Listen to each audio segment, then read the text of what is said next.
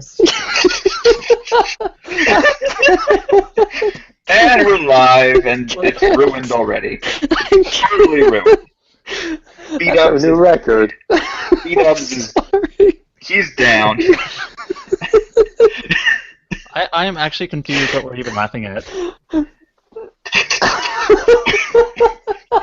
We're gonna have to start over. Nope, we're going. We're going. Oh, it's God. live. Welcome to... Fuck it, we'll do it live. Fuck it.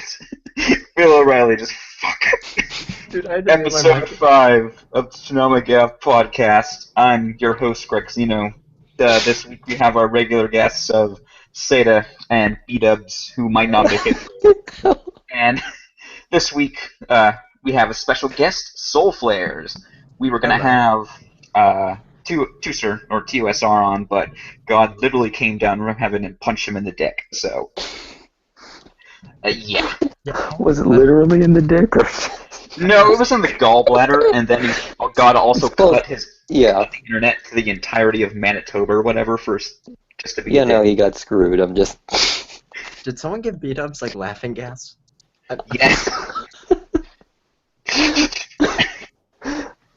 I'm good.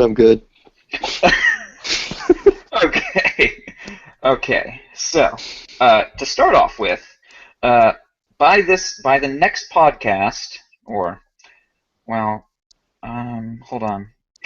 2 from now? 2 from now. Yeah, so never mind. I was going to say, let's make our new show predictions, but that's not going to happen, because that's next Friday, not this Friday. That's assuming they keep the same pattern they've been going with. But it feels like that's what they've decided, that this is the last possible time we can keep it hidden. Yeah, which is basically like 2 weeks before it airs. So they're just going to announce it on the pre-flight right before the 2-week mark. Guys, Right. It's JoJo. Oh, that's too much to ask for. It wouldn't. Everyone really thinks it's My Hero Academia, and I agree, because that's definitely a simuldub show, but simuldub hasn't even been mentioned, and it's like, well, they're doing the Dimension W thing again. And Dimension W, they didn't announce the cast until it was announced for Toonami, right? Right, and it seems like it's following the same trajectory for this show. Yeah. Considering how just completely all-in Funimation has been on that show, it's been like, so this is the fucking no-brainer of the century right here. Yeah, they're probably trying to get that on. But, I guess we can probably just say right now, our official prediction for the replacement for Dimension W is My Hero Academia. Yeah, that's actually the reason I'm not watching it on like Funimation or anything, because I acknowledge it's going to be on Toonami. Right. I actually haven't read it either, so I'm pretty much going in completely blind. So I'm hoping it's good. It's good. Yeah, I have no unfortunately, idea what it it looks is. like it's going to only be a 13-episode appetizer that won't even get to the best early parts. It's I'm like okay with that. It's like if they came out with a 2-core One Piece adaptation to start with that ended right before Arlong. That would be painful. That would suck. And then you don't know if it's going to get more, and if it does, it's going to be in like a fucking year. I'm disappointed in the episode count, at least. The show's good. But anyway, let's go to the block. Starting off, Dragon Ball Z Kai, episode 67. Another time machine. Bulma uncovers a mystery. It's We're the same fully time into machine. the mystery part. It wasn't even another time machine. It was the same time machine. It's just they're not using the idea of time travel they thought they were using. Yeah, I mean, it's the same time machine existing literally right next to each other. I love how their first thought was to spend a good 5 minutes. Well, I wonder why there's another time machine, and they didn't even think of the possibility it's the same time machine. It's not even slightly. I mean, Trunks has his time machine with him, so it makes sense that they wouldn't question it. But he's proven parallel dimensions. Well, time's just screwy. Well, it's like they acknowledge that it's the exact same time machine. Look, it even has your same lettering on it that you wrote on it. But they never came out and said clearly someone must have taken the time machine at some point and come back to this same point in time type of thing. Like, they never just came out and kind of Out explained with it. Yeah. Like the So explanation apparently, is the Tommy, explanation, as far as I can tell, was just this is all wibbly wobbly, timey wimey. it's like there's a fucking blue police box over there, and who gives Yeah. a fuck? It's like, not to jump into like a year 2000, middle school time machine DBZ, argument, but Right. Do it. I think most of the time travel stuff does kind of fit together, with the exception of this time machine. There's Right. no good reason why it should be there and why it showed up, at that like 4 years ago point in time in the story. Like, it doesn't actually make sense why it should be there. Let's just throw It it just there is. because yeah. so either Kami didn't notice the time machine with the immensely powerful being in it, or he knew about it and just didn't say shit for 4 fucking years. See, I don't, Yeah, I don't, he- I don't, I don't take too much issue with that. I think it's most to be just like he kind of felt uneasy about something, but he wasn't sure what, in his telepathy or whatever, and he can't really say much about it because he didn't know what it was. He's just like, something doesn't, feel right. Well, I mean, if and I'm the however he guardian, does things. well, I mean, if I'm the guardian Earth, I'm gonna, if I'm like, oh, that's weird over there, I have a bunch of really strong friends. Maybe I could send them to take a look. Well, But I guess I don't know if he had a know sense the of exact- location. Like, or any type of location. He's just like, something's off. Something's always off. Yeah. Close enough. So, this was, I hesitate to say a nothing episode, because it was just kind of a slower mystery-based episode. Especially because everybody knows like about Cell, so Yeah, this there's no revelation mystery. isn't that interesting to people watching now. So Hmm. I think a lot of DBZ is worse on rewatching nowadays in that sense, as in anytime people would say, "Ooh, what's this?" Everyone knows, like, "Oh, is he gonna go Super Saiyan?" It's the thing people know about DBZ before they even pick up the first episode. Right. I almost feel like I can't even genuinely analyze DBZ just because I've known it for so long. It's got that whole it's all wrapped in nostalgia. So just Well, I mean, it's whatever. Say that I owned it Not- all on not- VHS. I mean, not only that, it's like it's so culturally ingrained that it's sort of hard to question it in certain ways. Yeah, like Well, and then everybody knows that Toriyama forgot, and a lot of the rules. Yeah, they, or didn't care. a lot of the rules are kind of thrown out the window at certain points, and there are so many things that just don't make sense. Like, for instance, Vegeta has been so hell bent on getting immortal when he was on Namek, and then when he's on Earth, he could have done that once during this 3-year training period. Yeah, he could manage it. So, I mean, he lived with the person who had the Dragon Radar, probably came up. I don't know. but he's a good guy. He would never do that. But he's a horrible human being. So yeah, I think DBZ, it stays slow for a couple more episodes, I believe, and then it kind of starts, Cell shows up and starts killing people and stuff. It speeds up a little bit. Yeah. I mean, it doesn't help that supposedly your main villains of the arc are just kind of having a chill road trip. Yeah. They're just like, well, we're gonna get there whenever the fuck, we're in no hurry. Yeah. Just ride around being, harass people. teenagers. They did destroy a police vehicle. I think that's the most villainous thing they've done is property damage so far. No, the most villainous thing there was that throw animation. Yeah. Yeah, that wasn't any good. Just a flick of the wrist, I guess. They're just that powerful. So, I guess, there's not much to say about this episode.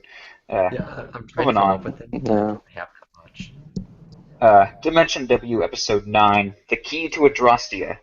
This... I give up. I give up. I get what's going on, but I had to analyze it to the point where it's like, oh, okay, this is what's happening, and I just can't be bothered.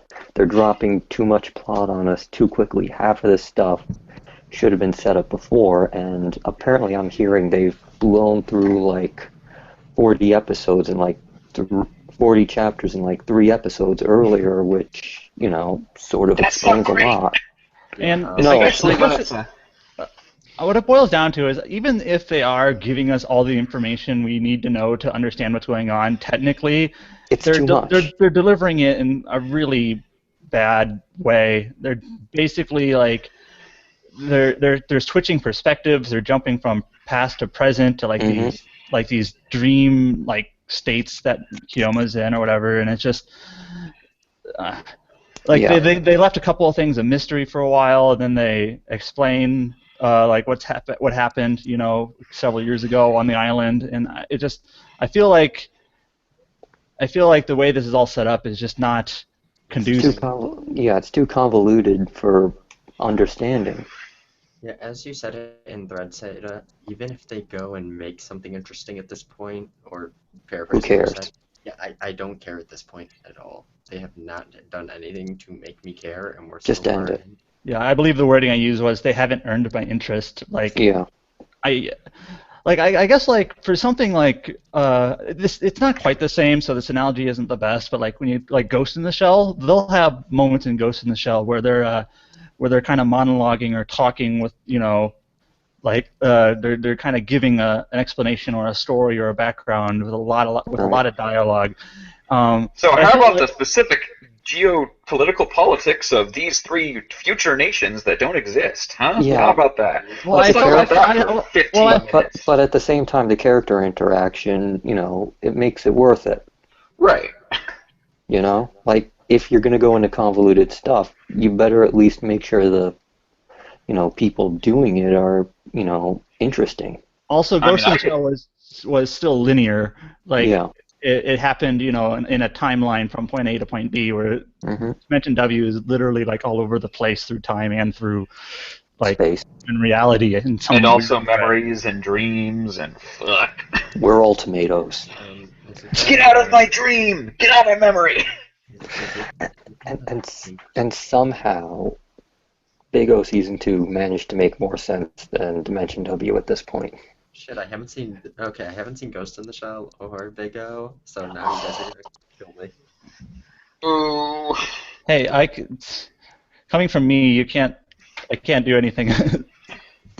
Here's Big O summarized. Everyone's a tomato. There you go. What? Also giant robots. Tomatoes.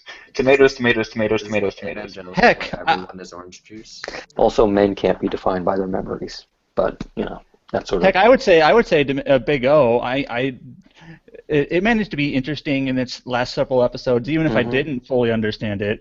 Right. The first time, I don't know. It just managed to stay interesting, and that was more important than whether or not everything made perfect sense. concrete sense right away. Yeah.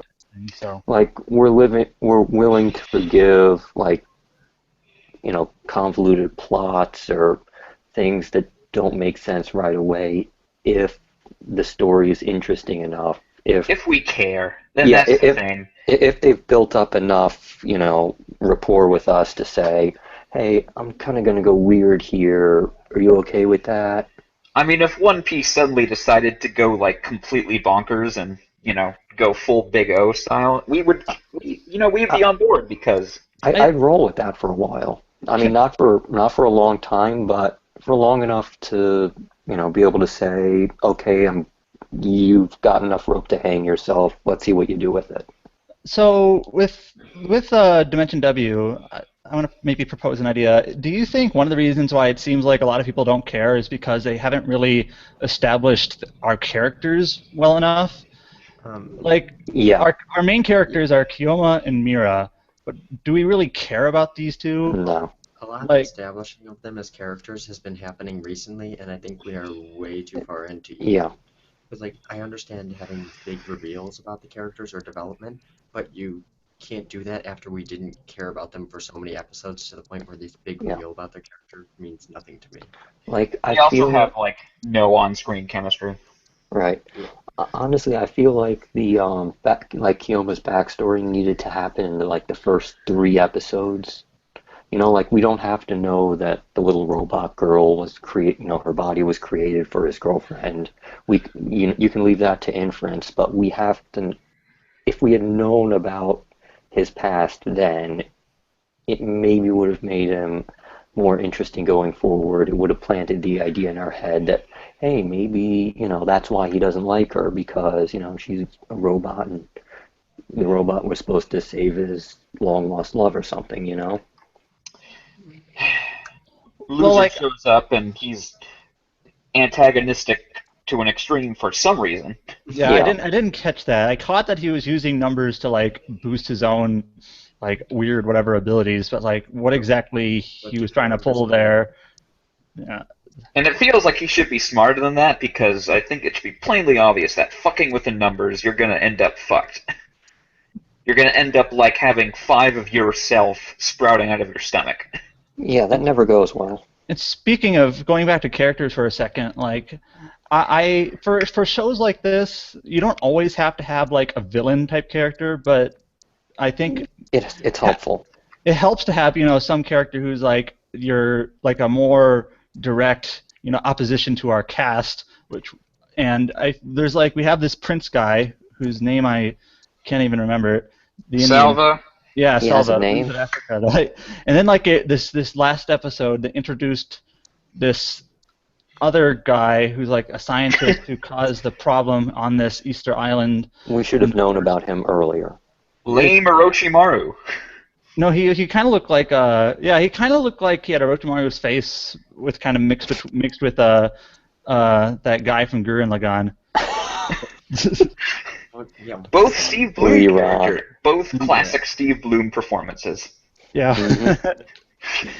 And this guy isn't Steve Bloom, so. No. I was just thinking of like the final episodes of Big O, and why did I find those more interesting? Well, there's this dynamic between Roger and Angel. You had the Dorothy. Dorothy there, of course. You had that I can't remember his name, the guy who was making the other Megaduce, Right. Rosenwater or whatever, Mm-hmm. kind of scheming up to his thing. And I felt like all these characters were established. Obviously, there had been more episodes by that point, but Right. like there was dynamics there that I think made it intrinsically more interesting. Where like when you think about character dynamics in Dimension W, it's like not nearly as compelling, not even close. Right. Like you had sort of like a weird love triangle in Big O, and everyone was sort of like they were dealing with these crazy problems, but they also had these more personal problems that they were dealing with that you could easily relate to, and Dimension W doesn't have any of that, so it's harder to relate. Yeah, I feel like the biggest issue regarding that is more so episodes. Like, what episode are we on out of what? How many are there in total? 9 out of 12. Okay, that's I thought we were on 11. Oh my gosh. No, we have 3 more. So we saw 9 out of 12. I don't need this, no. But yeah, that's kind of my point though. The plot they're trying to tell us and the amount of character development and overall story they have to go through, it's not they're bad at doing pacing. There's No way pacing. they could do this in 12. Yeah, exactly. There's no way they can do this in 12 episodes whatsoever. So they're Right. just jumping crazy. I mean, like I said earlier, apparently, this season is supposed to be like 40 plus chapters of, manga story and Monthly manga, yeah, apparently. which is longer. Yeah, Which is like, what the fuck? Yeah, I Yeah. liked the And 25. unsurprisingly, the only way they could do that is to cut out, just flat out cut Everything. shit, Yeah, apparently. it would be like trying to adapt half of Full Metal Alchemist into 13 episodes. It's not going to work. I thought that was going to be a Full Metal Alchemist 03 joke, but I'm kind of sad it wasn't. I think it actually was. A little bit. Little bit of that.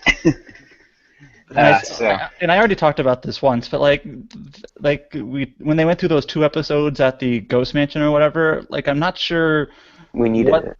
Like it's kind of like a weird a dual issue. Like if you included it, you probably included it 2 episodes wasn't enough to give that Right. story enough room to breathe. But even then, like within the 12 episodes that you had, what did that like pair of episodes really like establish, or like even on a small scale? Like did we learn more about our characters? Maybe a little bit.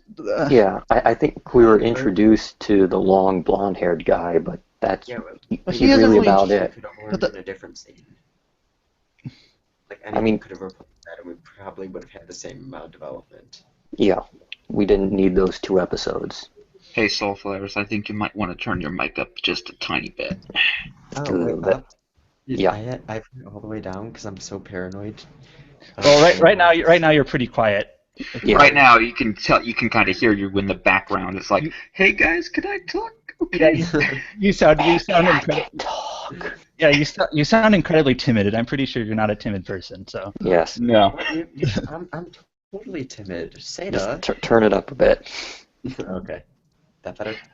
No. A little more. Screw it. That good? Yeah, there you go. A little background noise is fine.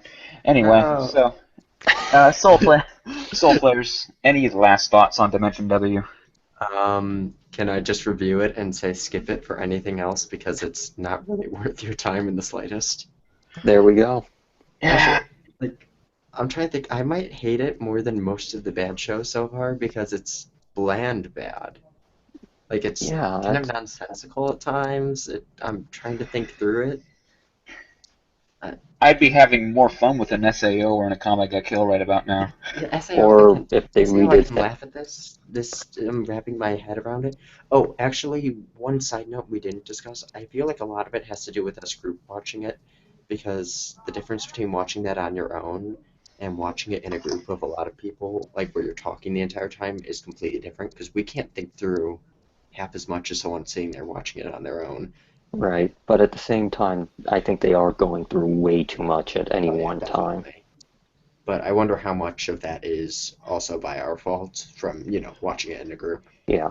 Because, I feel like when the exposition is presented poorly or disjointedly, that's when it gets problematic for a group watch. And if exposition is presented naturally and straightforwardly, then people are like, even if they're talking to each other, it's like, oh, I get it. Yeah, like Gurren Lagann, we don't get it.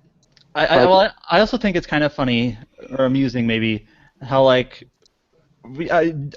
definitely having this group watch chat box setting as we watch it is not doing it any favors, but it's kind of amusing on like the flip side how people often mention when Samurai Champloo is on, they actually want to pay attention to the show and they want to watch it. Yeah.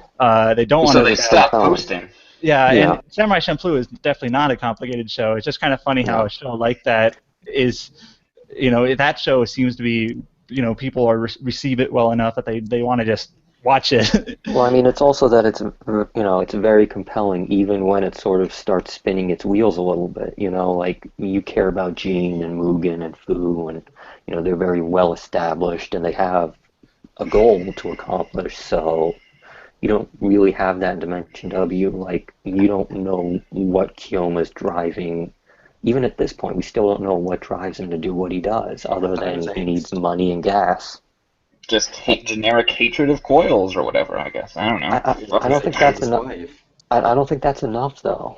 No, like, he needs a goal or something.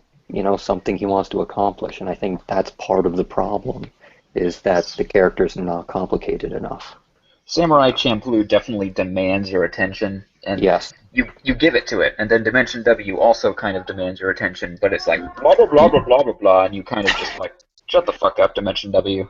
Exactly. I do think Chris's point that it's partially our fault is probably it's valid. It's definitely worth acknowledging. Like, yeah, we might enjoy it more if we were paying attention to it the whole time, but. Yeah, I don't think it would not be a whole lot more. It wouldn't make a huge difference, but like for example, like we all know SAO is terrible, but there are points where you just you laugh. But not just that. I'm saying like in the like ToonamiGAF form, you do notice every now and then where someone's like, "Oh, this scene is terrible," and there's like nothing terrible per se going on, and you realize it's just SAO genuine hate. It's kind of like bandwagoning almost, as in a lot of us we just see something as bad and then we can't really acknowledge the good in it. I feel like or just one of those SAO scenes where it's just plain bland and it's like, I wish this was bad right now. Yeah. Always a wish. I I mean, like like- it when SAO is bad. It's funny.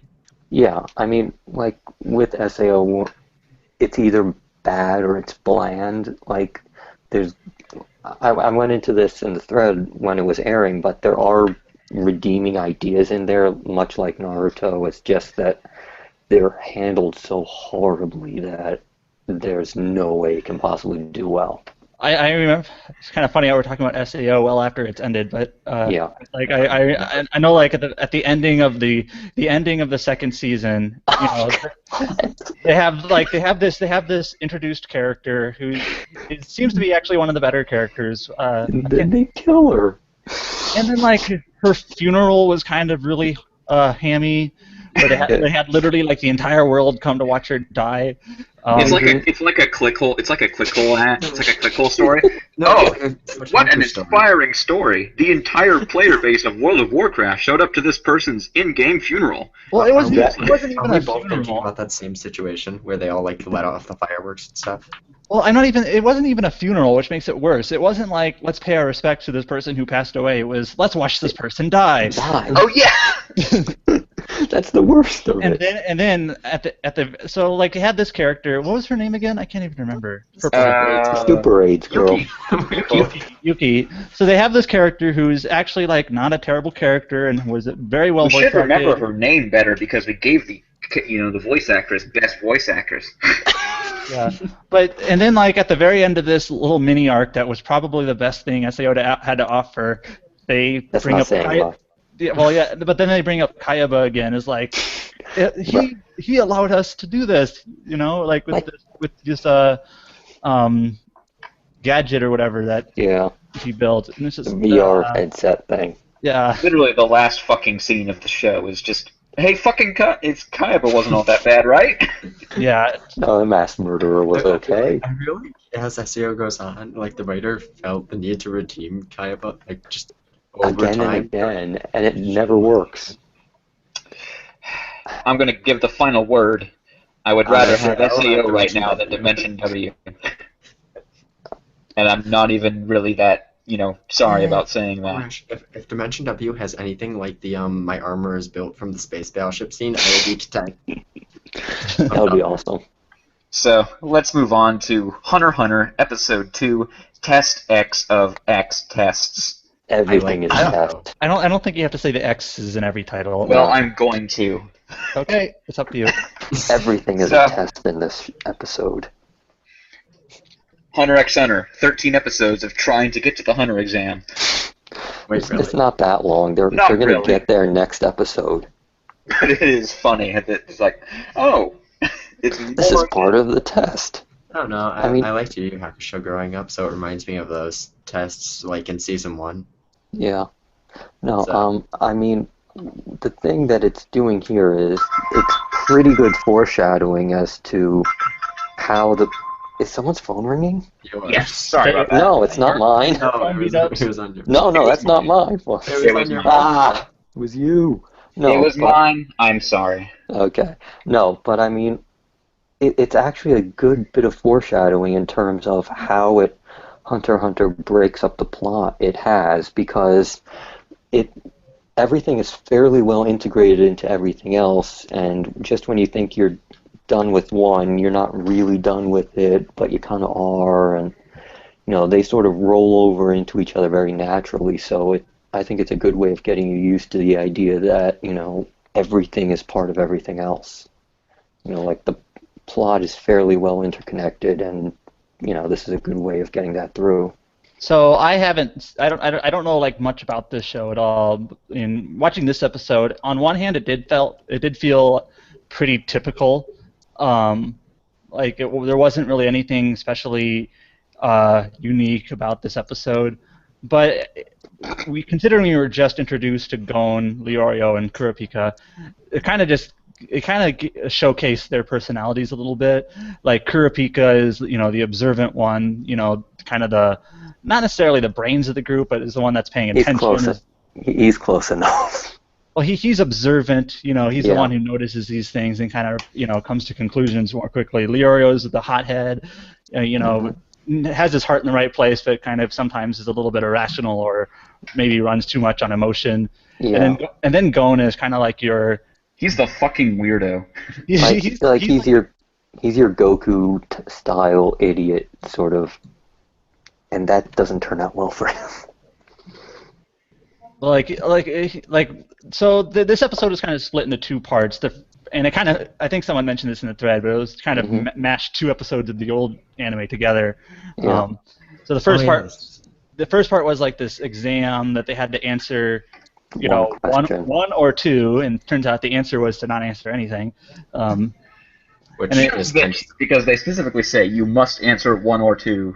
And it's like, really? Okay. Yeah, it was kind of a stretch to actually the correct answer was no answer at all. It's like, oh, whatever. If you answer one or the other, we're going to send you forward and you're going to die screaming, at least in the manga. And then they also right after say, by the way, you will have to make this choice in life. And that's kind of nonsensical because you just made them choose no answer. And if they had made the choice, then they would have been disqualified. Because if two people you love are about to die, obviously your answer should not be let both die. That should not be your passing answer. Soul Flares is thinking like Gon here. Like, what if I had to make a choice? So. Right. I mean, the idea here was to see that, it was a false choice you were given, but it's also there is no later good on choice, but you must make it. Yeah, eventually you're going to have to make this kind of decision because, you're looking to be hunters and that's what you do. But, so it was sort of a two-pronged lesson in that, I think. Of course, it was immediately spoiled that, people are like, hey, this foreshadows that this goes somewhere, and then it's like, actually, no. No, it doesn't. I think people in the thread put it in spoiler bars, but it's not much of a spoiler. And it doesn't bother me. Like, apparently there is no situation where there's some obvious, drawback to this where he has to make a choice that's with no correct choice. Unless it's something really major, usually something not happening I find isn't really a spoiler. Yeah, that wasn't really foreshadow. That was, according to others in that thread, it wasn't really foreshadowing there. It was more so just talking about the theme of the show, which I thought was the whole point of that. Right. Anyway.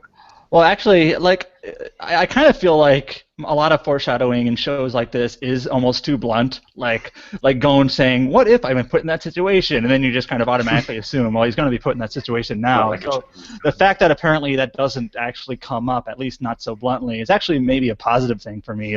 Okay, so it wasn't an obvious blunt foreshadow. It's just more contemplation or whatever.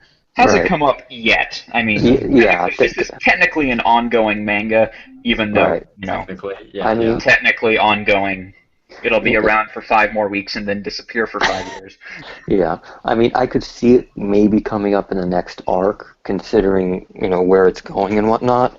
But as of right now, it's more of a, about the themes of the show itself.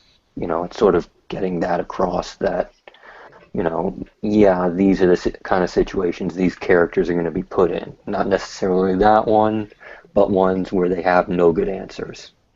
So the second part of the episode was basically highlighting the our 3 protagonists, their individual strengths as hunter candidates, I guess, because Leorio is the one with the heart of gold, even though he says he doesn't have it, but he clearly does. And then Kurapika is the super detective who will notice even the smallest thing out of place. And then Gon is just an animal-loving weirdo. Gon definitely reminds me of kind of like a Luffy, only not as dumb as Luffy. But I don't know. He can be that dumb. I guess in the first episode he literally jumped off the boat. And hey, you guys caught me, so it was okay. He's as impulsive as Luffy, but he's not as blatantly stupid. Yeah. Luffy's just like, oh, I see a cliff. I want to go off this cliff, but Gon at least has a reason to. He won't look at some weird phenomenon and be like, oh, it's a mystery thing. He's not going to ask a zombie to join his crew. He's not going to shove a zombie back down on the ground. No, he's not going to look at a zombie and think it's an old man. And he's not going to ask. He's not going to ask a skeleton if it poops. He might do that. I could see that actually. That was my main thing going into One Piece. What goes through Oda's mind? I have no idea. He's like, I can go into this series like having this crazy love for it, like all.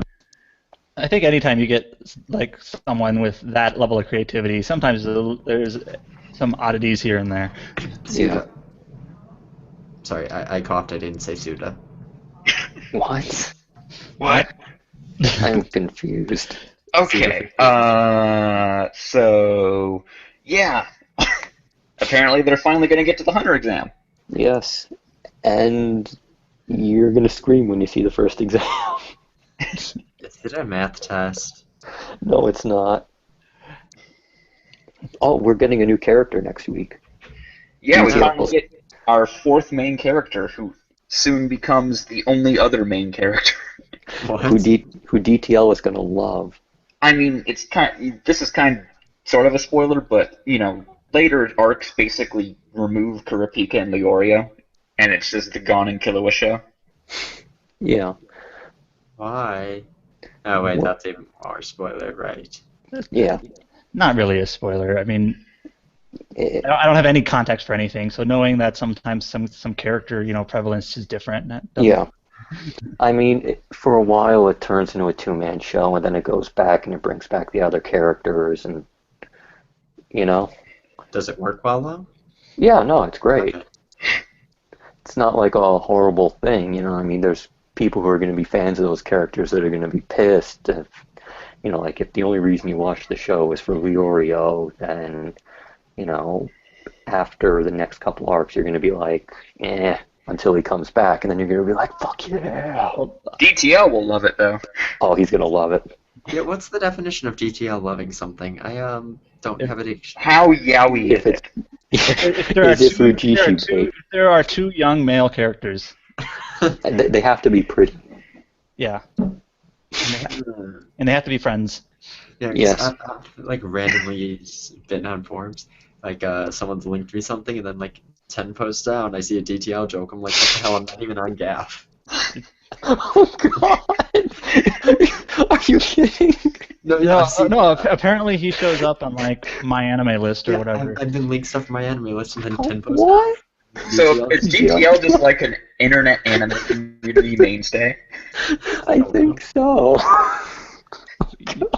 You also know that a lot of it is. I'm pretty sure a lot of it is just a character act from him. No, I think there's some. GTL is there's something real there, but he's Yeah. expanding it to a ludicrous degree. Yeah, he's I know a guy in the manga Embellishing. thread who goes to school with him, and he basically said, "Yeah, DTL is DTL no matter where he goes." Wait, I went to school with him too.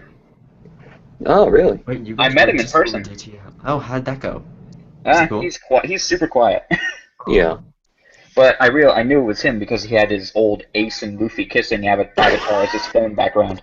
Of course he did. Wait, you ran into DTL without knowing DTL, and you just looked over like, that's DTL? No.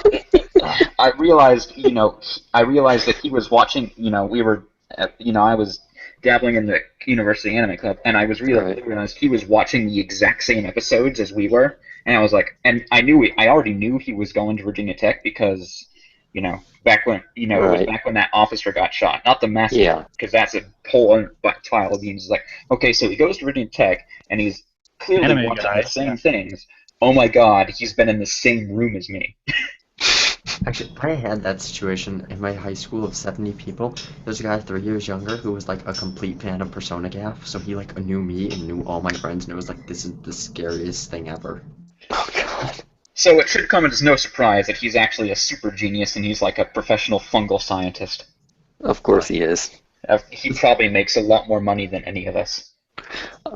That wouldn't surprise me because I'm very poor. Can we trick him? Can we trick him into buying us stuff? No. Probably not. Anyway, we love This you, is, DTL. I think this is the most off topic we've gotten. Ever. Yes. Good job, Hey, team. welcome to weekday ToonamiGAF. I blame myself. Next. Next. So this was Samurai Champloo episode 17, Lullabies of the Lost, verse 2. So last week I was like, well, this episode didn't really do anything for me, but it's part 1 of a 2-parter, so I guess I'll stick it out. And then the part 2 happened, and it's like, it was still kind of nothing. Yeah, Yeah. I would agree that. So last week we were saying that like I think basically none of us were really feeling the episode very much. Right. And we're talking about, well, that's maybe the nature of two-parters. We don't have the whole story. But yeah, I kind of felt like this was a weak pair of episodes, especially Like, since supposedly is the end of the first season. One thing I'm getting Which that alone tired is of that alone is kind of weird because I guess it's the end Yeah. of episode 17, and then the second season is like half the length, I guess. Yeah, The budgets. thing I'm getting tired of is how they're doling out Jin's backstory, which is to say they're doling out the same thing multiple times. Yeah, Right. they've already had in the episodes with like the beatboxer samurai. Mhm. They already had like, oh, this is another student from the dojo who wants to kill Jin for killing their master. So they kind of already did that. And so that's what they did that again in this most recent episode with Yukimaro, and How many more students does he have? I guess there I'm guessing wasn't a like few. anything different about it other than Right. I guess Jin considered him as a brother, but it didn't even like Well, we didn't learn anything else about they it. they just said that that didn't really like come across anywhere other than them saying that like They're telling us a whole lot about Jin, but they're not showing any of it, and it's like, it's time to show it. Yeah, like, we still don't know more about Gene than we did when we started. And telling me he's his brother. Okay, I understand that, but what does that do to his motivations or really Nothing anything? really. Yeah, it didn't. I didn't really. Oh, the ending song was nice. Yes, it was. yeah. I can't believe that's what we got to. Still murked the guy. That was Yeah. cool. And I was kind of confused about this, and perhaps just I don't know, I'm not really in tune with Japanese history, but like I was confused why this guy was being targeted by these police, and I felt like it wasn't established very well. Like, why is this guy a fugitive? But I guess he was a Japanese like Japanese. Oh boy. I was going to say Aboriginal. We're gonna have to delete this episode to save his professional reputation because no, the Aboriginal thing, wherever, no matter what country it happens in, it ends up the same way. Yeah. Getting chased down and shot like a... Well, I just didn't really I didn't really gather that he was like an Aboriginal person from Japan, so I kind of missed that when it was airing, but. And for some reason, Mugen picked a fight with him, because Mugen picks a fight with everybody. Mugen just wants to have a good fight. Yeah, that's all he cares about.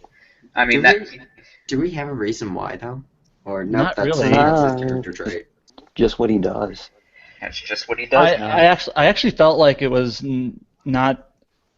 So Mugen like literally goes up to this guy and he's like, those guys are chasing you, right? Well, I'm gonna take you out, and it's like, okay. I don't know. Why are you taking me out? Because I want to. Yeah. When he literally has like, it's not even self-defense at that point. It's literally, I want to kill you because I want to fight you. It's just, I don't know.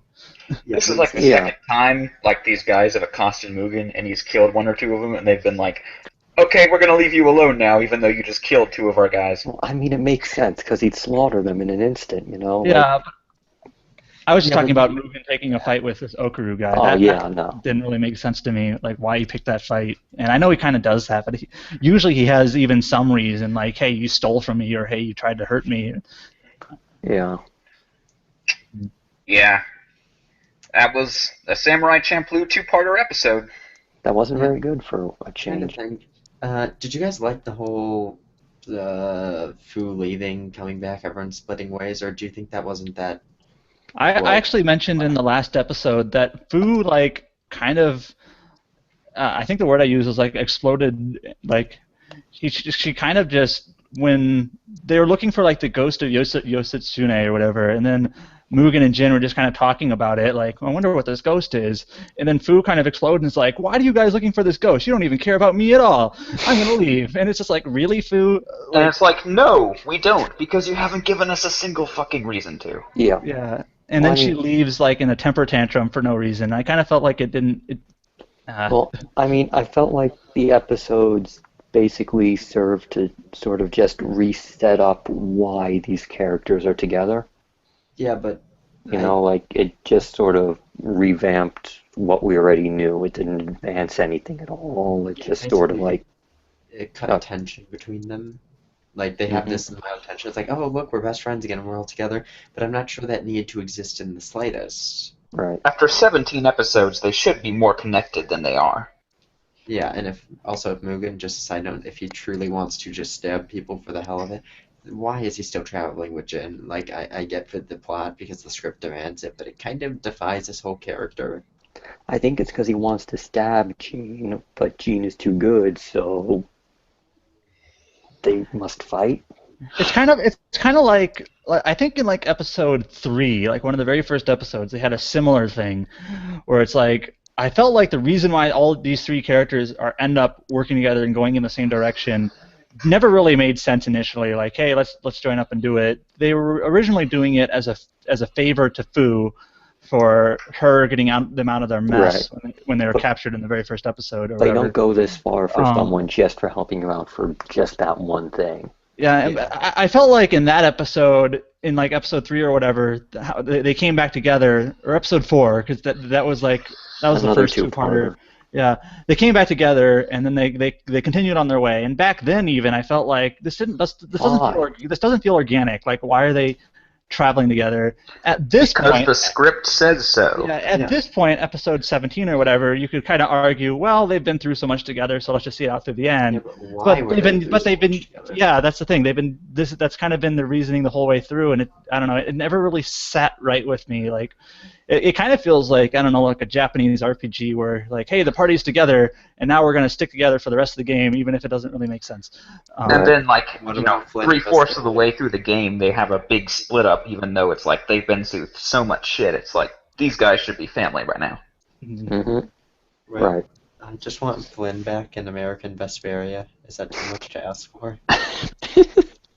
Where did that come from?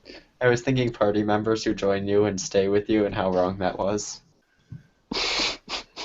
I'm sad. I ended up playing the Japanese version of that game just Screw you. Like I didn't even use the translation patch. I just played it in Japanese. Of course you did. I didn't know what I was doing. But I just button mashed my way through it, which probably means it wasn't that great of a game. It's close enough. There were times when I equipped some sort of like amulet that does some weird effect. I'm like, I have no idea what's going on. I can't read it. Something. Did you like use the item that makes you do 1 damage at all times? Like, I need to take this thing off instantly. Yeah. Anyways, so I felt like Fuck Naruto. let's not talk about Naruto. Let's I not. agree. No, I One Piece. think we Let's should all just talk about fucking Naruto not. because I can totally contribute to this conversation then. Well, last week we had Zonik on, who also skips out Naruto, but there's literally nothing to talk about here. Right. I It's mean, the same shit again. Let me just say one thing. I've already said this before, but they continue to do it, and it makes no sense, like, why they ever thought this was good writing. They bring up this, like, home equals a place where people are thinking of you, and that's where you belong, and they do it, like, 5 times an episode. The home is where the heart is, sort of thing. And it's so Just terrible. shoot me. It's So, like I got sick of it the first episode they used it, and I'm like, are you kidding me? We're gonna do this 12 times an episode now. So let me throw a question out. Why do we watch Naruto? And by we, I mean everyone who isn't me. because it's between Samurai Champloo and One Piece, and we have nothing better to do, and also we're just waiting for it to actually go back to canon. I think a lot of people Yeah. like B-dubs and I anyway would say that Naruto does have some Redeeming high qualities. I Yeah. think actually Hellwarden in the thread kind of put it in a good way. Like the key, like if you boil it down to its basic parts, the key plot line in Naruto really doesn't work. This whole Right. saving Sasuke thing, It's no the good. relationship was never established. And that The only fact- becomes the key plotline like halfway is. through part 1. Yeah. And it just doesn't really work, and Naruto is not a compelling or sympathetic character, neither is Sasuke, and it just doesn't work. But there are Well, he moments has in a- this.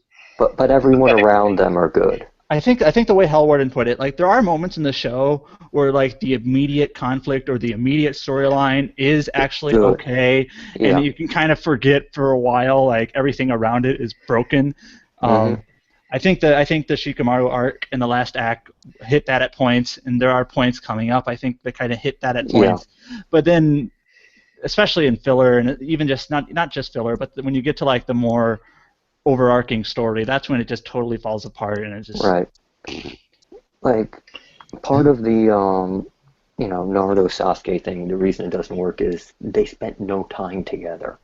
They needed like another 2 or 3 arcs in between them meeting and him leaving for this to work. yeah.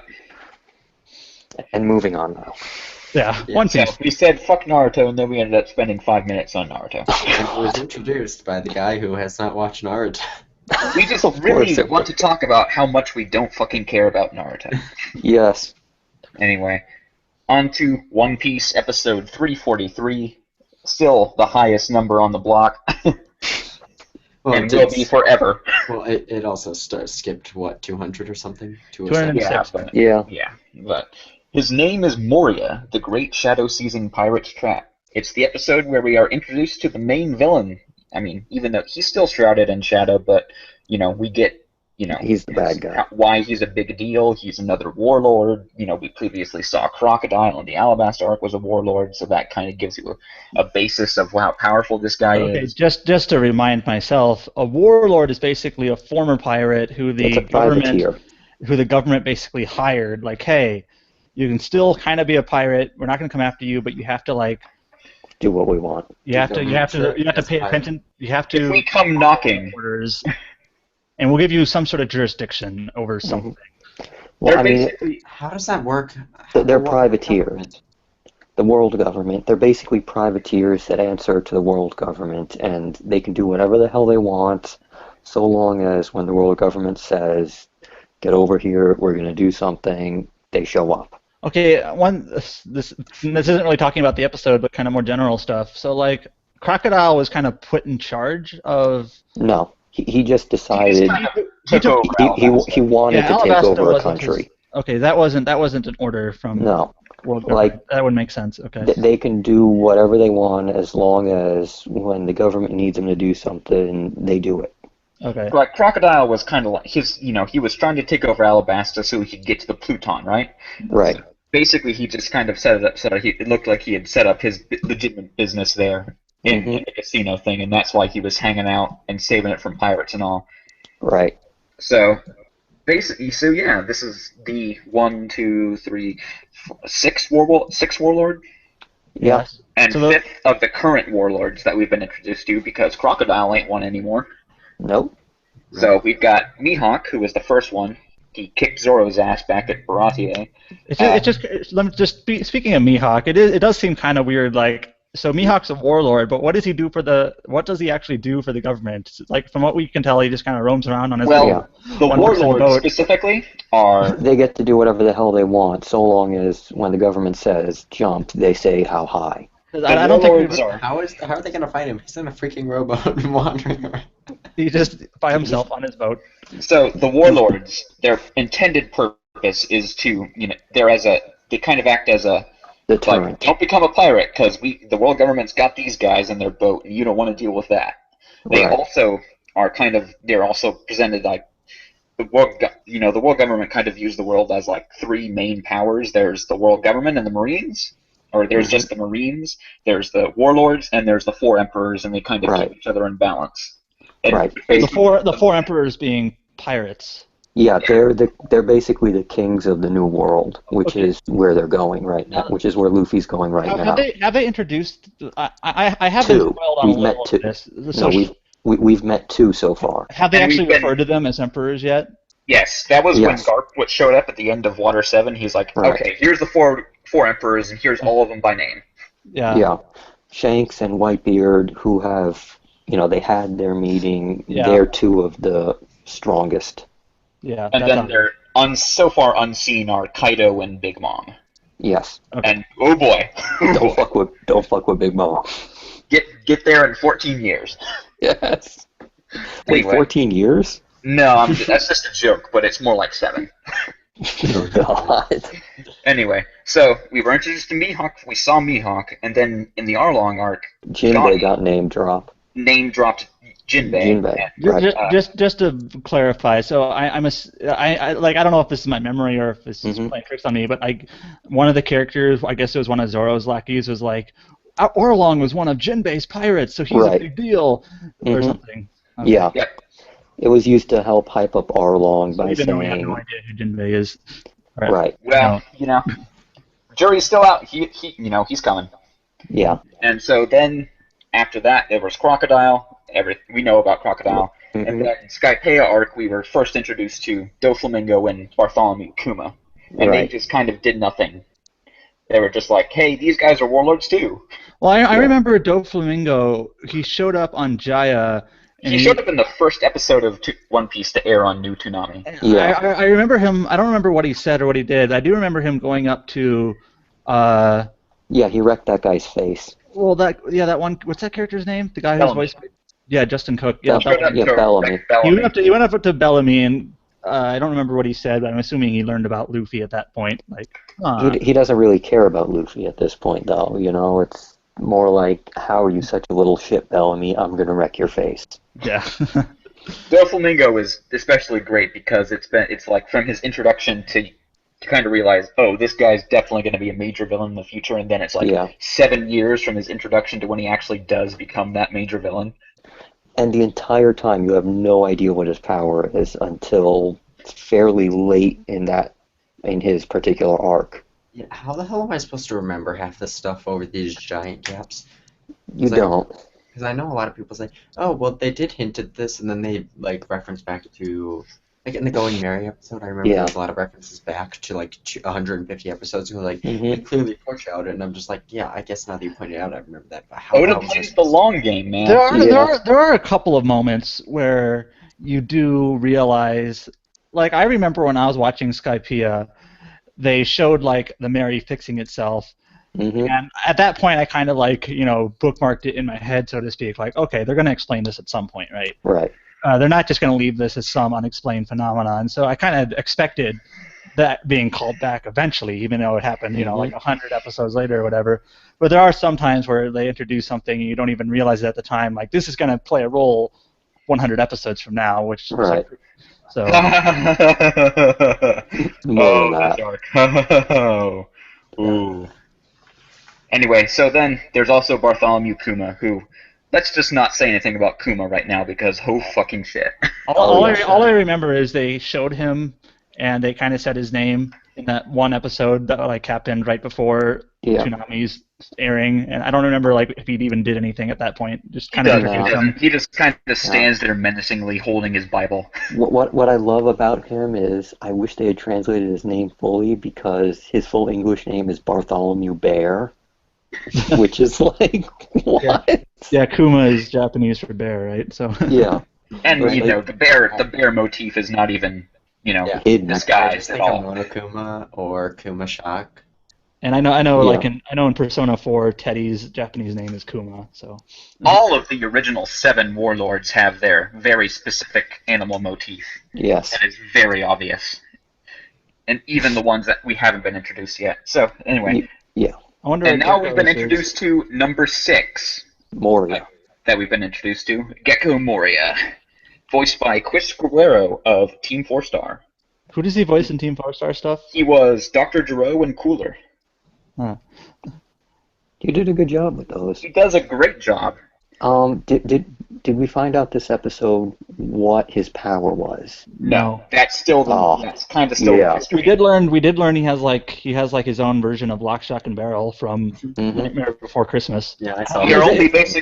only basically told that Moria is the one who's taking shadows. Right. So, But not now. first of all, is the Lock, Shock, Barrel like Nightmare Before Christmas reference? Do you think that's Yeah. supposed to be there's- obvious? Probably. There's- This is Yeah. a very Nightmare Before Christmas arc. Well, I Yeah. mean, it didn't really feel like Nightmare Before Christmas until that part, I guess. It felt a lot like Scooby Doo or whatever, but Well, I mean, with those three like kid toy kind of type characters, that it like immediately sprang to mind like Nightmare Before Christmas. Yeah. And then like this Moria guy seems to be like a really tall, kind of fat, like big character thing, and it kind of reminds you of like Oogie Boogie from that. So right. you know, Moria's body shape is pretty ridiculous, and most people think he's not technically a normal human. He's pear-shaped. so we have Moria, And then like his underlings are Perona, which we are also introduced to. Right. And Kumasi. Don't forget Kumasi, because I always get a great laugh out of Kumasi being in every scene with the constant bug-out eyes.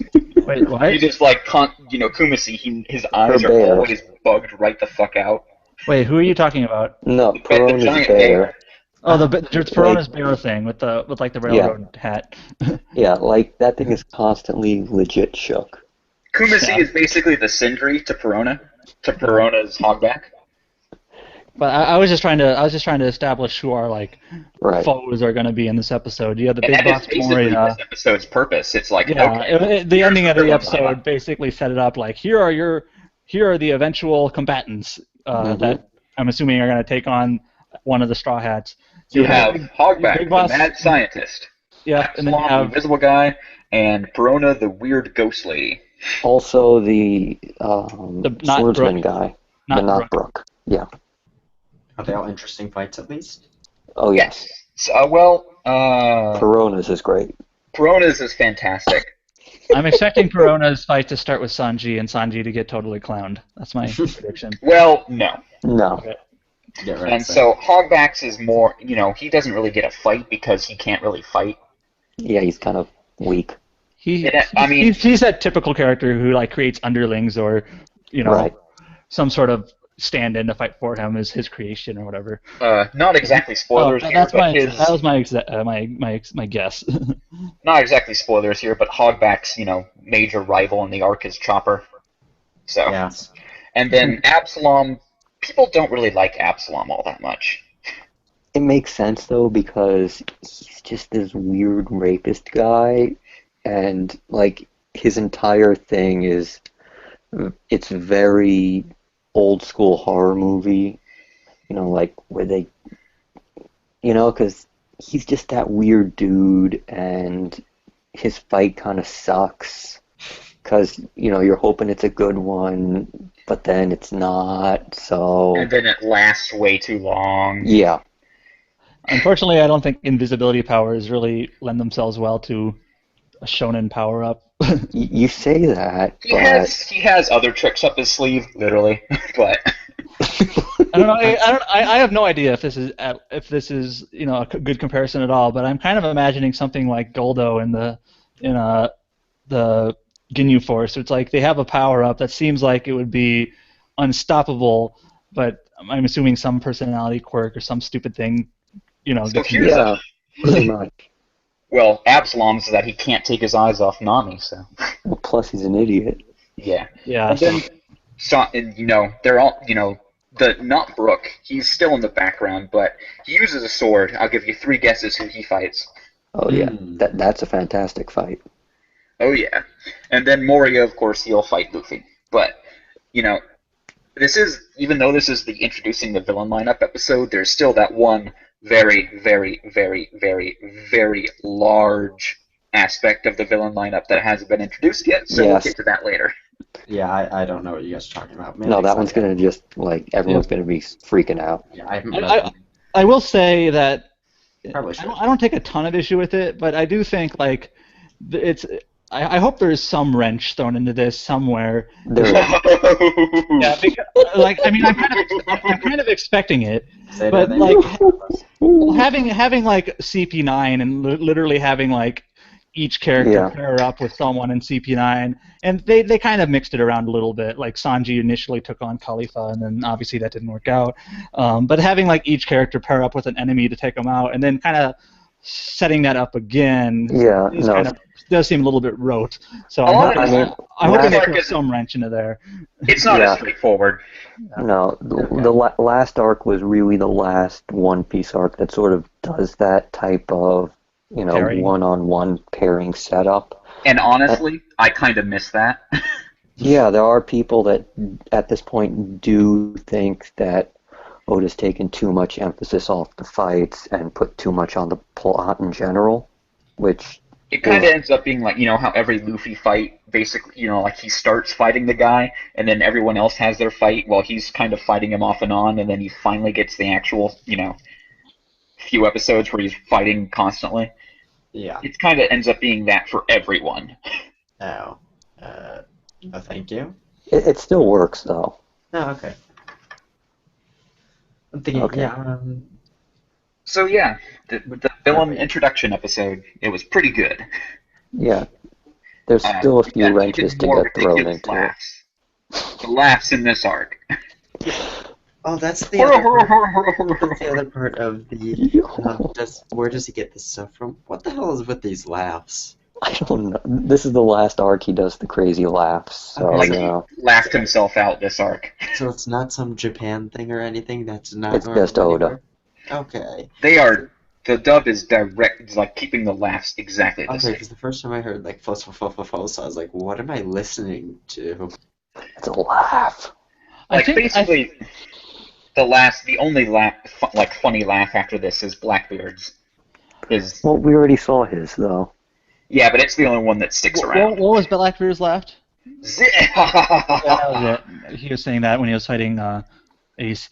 But yeah, I think it kind of works. Like it's a small but very unique thing that kind of is just a character part of One Piece. Not like character as in character, but it's part of just like the shows or the mangas. Even like That makes it's it part of very its unique. part of its charm. Part of its almost like its DNA. Just these weird laughs that they don't make any sense really, but they just. Right. A lot of things in One Piece don't make sense really. I think if I remember correctly, the first laughs that were introduced in One Piece were the giants on the island that Usopp met, the two big giants, and then they introduced a couple more with the other giants, and there was just sort of Enel. spread from there. Yeah. Oh gosh. Yeah, that was back when I was still under bribe to watch One Piece. If you remember why I watched it. You had to be bribed? Because Base Forever made you, right?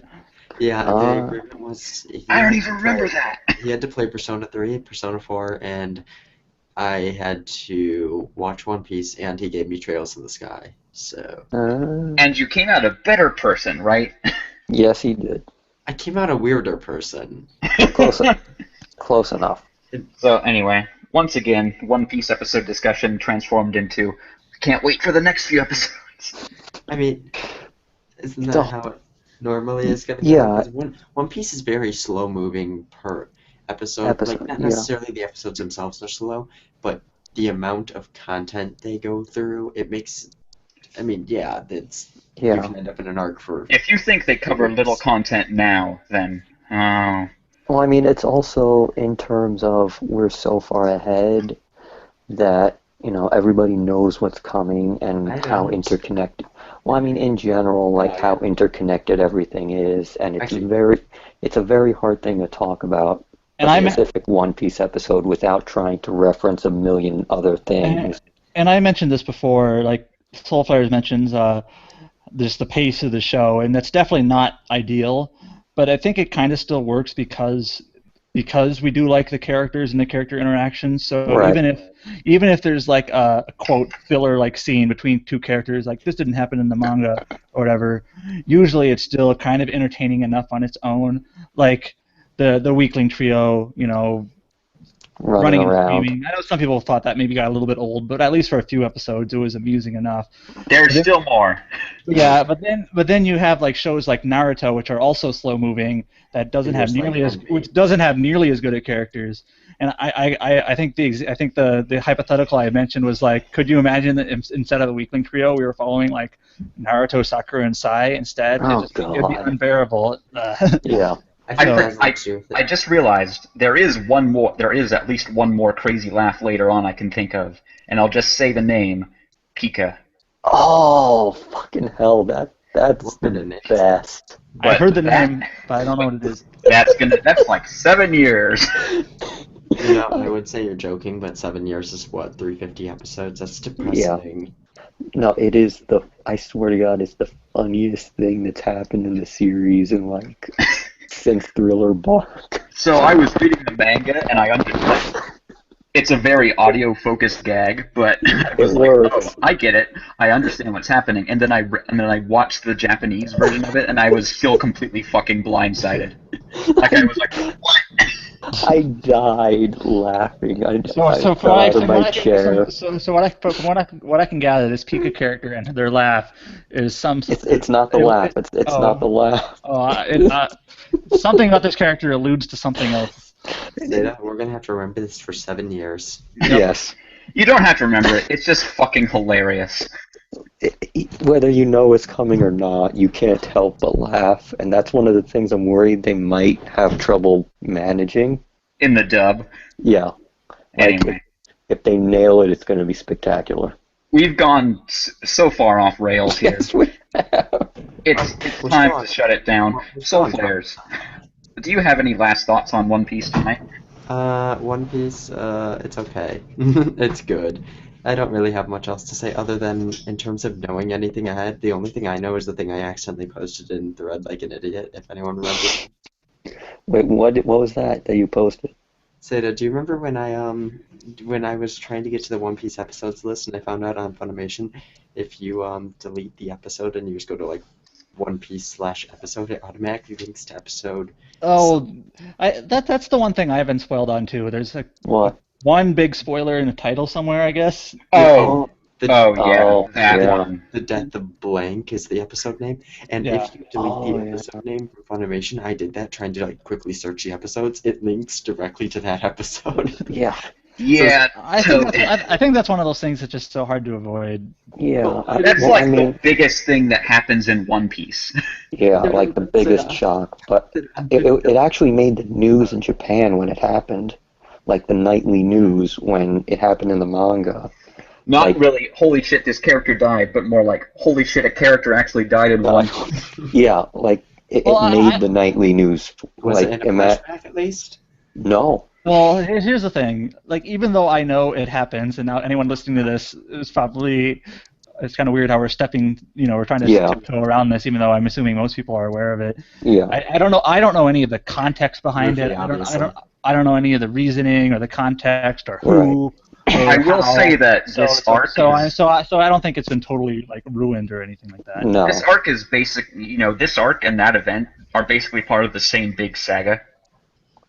They're all Yeah. kind of tied together. Is that event soon? Well, Couple years, couple years, and it's 2 part or of 3. kind of a continuous story plot Yeah. from where we are. I don't know if I love or hate how. When's One Piece Kai? Never. Never. We're gonna be dead by the time that happens. We'll be lucky to be alive when when the manga is over. Yeah, he said he has what, 10 more years of ideas or something? He probably has more like 16. Yeah. I mean, the lucky thing is the ending is sort of in sight. You know, Oh, it like is. in the way that we know how we're gonna get there. Yeah. Not that we know what's actually gonna happen. And that we kind of know what it's going to look like when we do get there. Well, Yeah. One Piece is kind of weirdly stretched out in general.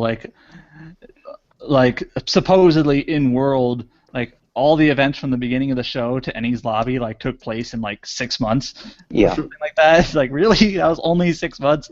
But 6 months. they've been busy. 6 months. well, like Skypiea takes how many episodes? 50. I Yeah. don't know if it's that many, but probably in the actual timeline of the show, it was probably like a week or whatever. Mm-hmm. So the that's Skypiea was a few days. yeah.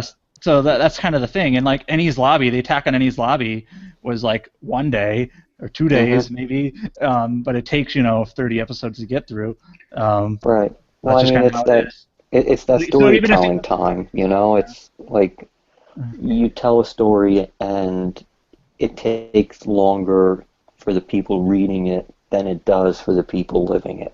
And then you look at, the big war arcs in Naruto and Bleach and how they basically cover an afternoon in like 400 chapters. I remember. I don't know if this isn't the war arc in Bleach, but I know like the attack on Karakura Town or whatever. It's like literally 100 episodes because they go into Wekamunde or whatever, and then they go back to fake Karakura Town or whatever, and that all takes like literally 1 day, but it's like 3 different arcs. It feels like. Right. It's 1 day, and it's You're telling me there's more screen time than physical real life time in that? Well, I don't remember specifically, but everything Okay. going from like Orihime getting captured, them going into Waco Mundo to save her. That's It when was they like a few days. Endless move. And just... And then they shove a filler arc in there, so that makes it even Of course they do. Yeah. So the final arc of Bleach is basically that whole thing times 2. Yeah. The Bleach, the filler becomes canon or something in one of them, or are they all complete filler? I have no idea. Bleach. So like, we're going off topic again. Whatever. So like Bleach, its filler oftentimes isn't even. They don't even try to fit it in.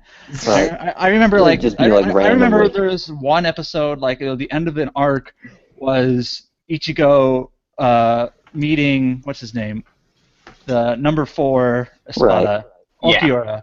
They're about to fight, like they're meeting each other, and it's like dramatic. And then next episode Filler arc. is a 24 episode filler arc. Like it doesn't fit anywhere. Like, how did that even happen? Like Naruto, they kind of like just fit in the filler arcs in between missions, so it kind of Right. It makes kind of sense. fits in, even though they suck.